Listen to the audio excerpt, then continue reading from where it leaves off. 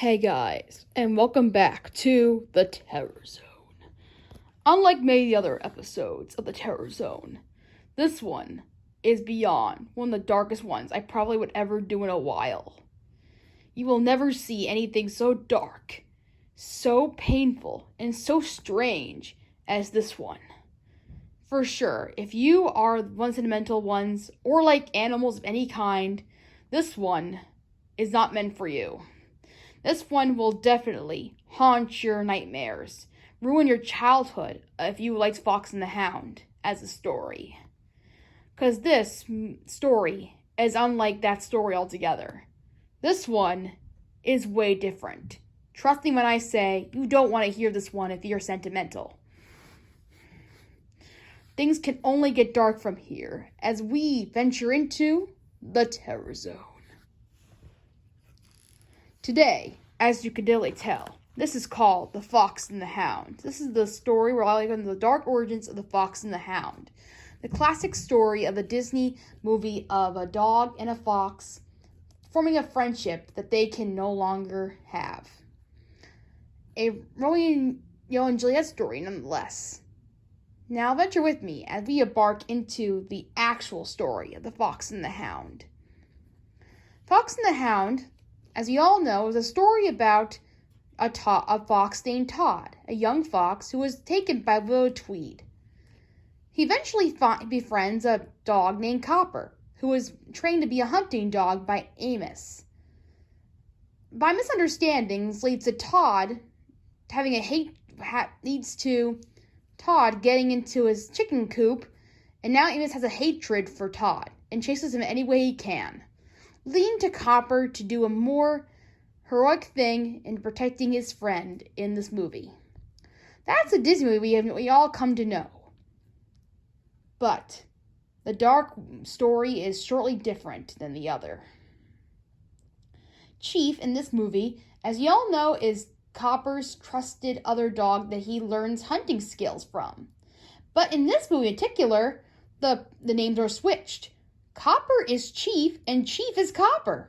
It's a very confusing thing, but I'll make you understand properly. Chief is the new dog, which is Copper. Copper is the old dog, which is Chief. I know, it sounds very confusing, but that's the way it is. If you can't follow, I'll just switch the names so you can tell them apart. But hopefully you can follow along pretty good with it. It starts with Chief not liking Copper too much, considering he's the best hunting dog Amos has. One day they get attacked by a bear, and Copper was able to protect Amos, making him the best dog. Chief got scared, for he had a fear of bears.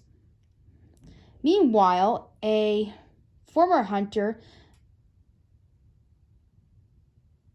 adopts an orphaned fox after killing his mother and his siblings. Todd and him grow, and the hunter lets him go because of mating day. Because he needs to mate with others.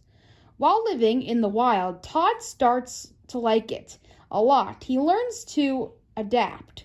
One day he stumbles upon Amos's place and sees Copper and Chief charging up. He quickly then dodges the dogs, and when he comes out, so he turns every chance he gets. So he tries to trick him every chance he gets. But one day he gets too far, and Copper breaks free of his chain. Copper starts chasing after Todd to him. It eventually leads to them going on to the train tracks, and the hunter and following Chief. And you know what happens here, of course.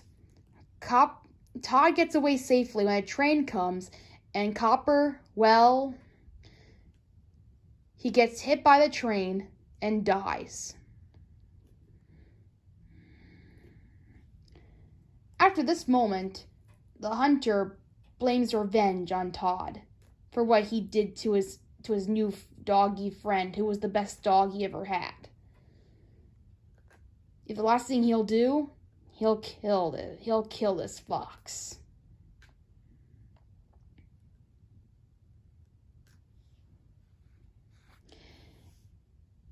Eventually, soon after this moment, the hunter plans a lot of traps for Todd.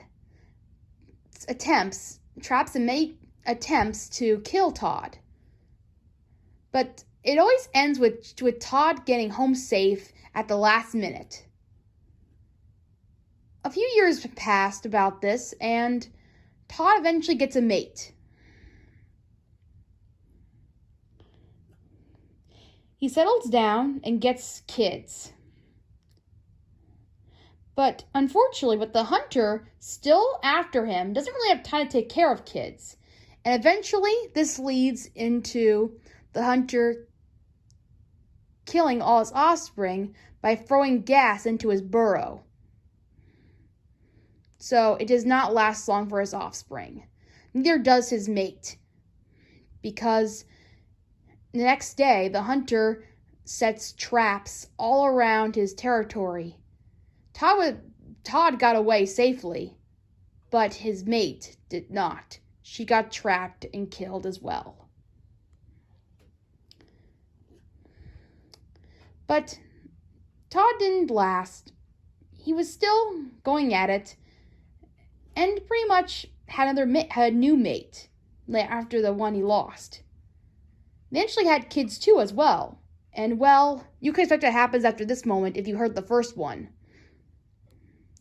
Unfortunately, this was not to last either, for the hunter came back for Todd and eventually he makes a rabbit call for all the fox kids to follow him, and many other animals too, and they were all killed. And the last thing he did, that the hunter did, was that he did a fox call to lure in the mate.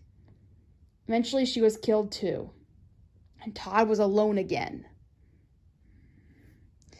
Eventually, when Todd was alone, all the animals decided to leave because things were changing. Humans were leaving, foxes were leaving. This was all a metaphor for things that have been changing over the past years, and many things happened. People were moving out, and some animals were moving out. The most remaining few were Todd, who stayed behind, along with many other foxes who weren't exactly much,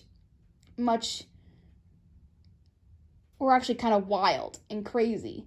And they would actually mate with other foxes, but they wouldn't last long before they were family. So they would not settle down or anyway. They would just wander around the place like crazy.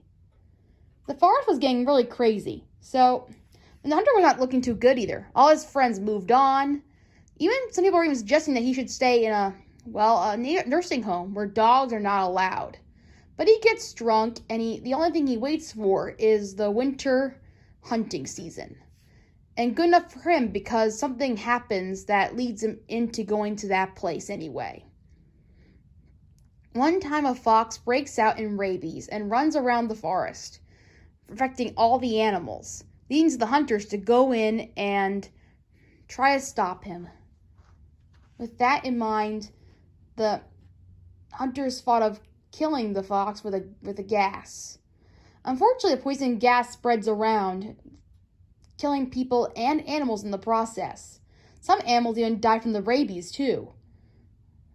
But this didn't work.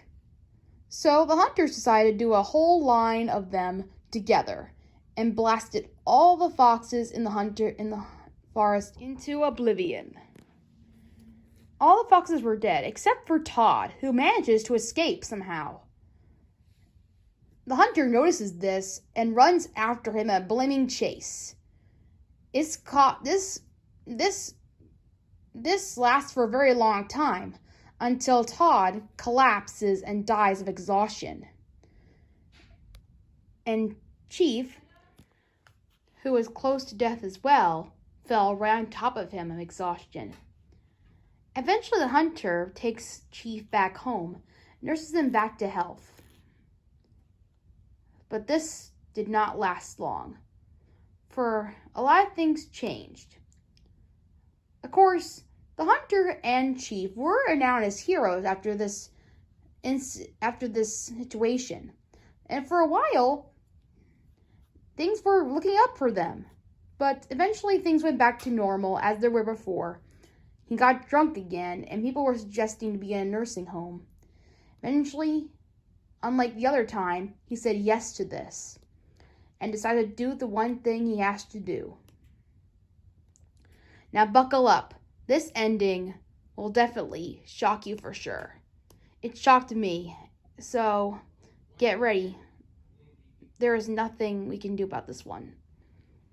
So, the hunter takes Chief inside, pats his head a few times, covers his eyes, licks his hand, and with his last crying, shots Chief. The end. And that is the end of The Fox and the Hound. What'd you think of it? Tell me in the comments below. Or did you manage to survive the story? Tell me what you guys thought and how dark it was. I hope you enjoyed this episode of the Terror Zone. I enjoyed telling you this dark story and how riveting it was. I'll see you next time on the Terror Zone.